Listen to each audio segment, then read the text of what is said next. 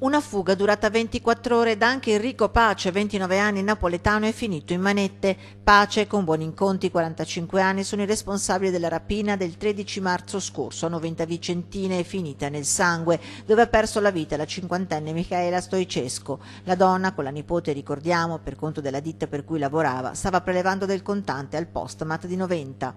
Già da ieri abbiamo intensificato, grazie soprattutto ai colleghi di Napoli che hanno intensificato i controlli, abbiamo proprio accerchiato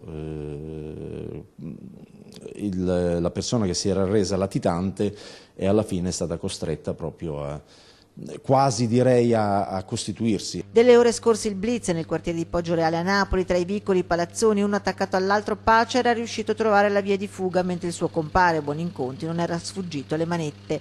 I militari però non hanno desistito ed anzi intensificato controlli monitorando la zona fino a individuare in un appartamento poco lontano da dove abitava il 29enne trasfertista del crimine. Non ho offerto nessuna resistenza ed anzi quasi era rincuorato che fosse finito questo periodo di latitanza. 3 mesi di indagini minuziose, oltre 5 milioni di tracce telefoniche controllate, ore di video verificate, migliaia di scontrini autostradali analizzati hanno consentito ai carabinieri del nucleo investigativo di Vicenza di assicurare alla giustizia 2 malviventi con diversi precedenti penali che a Noventa Vicentina hanno agito senza alcun interesse per la vita umana.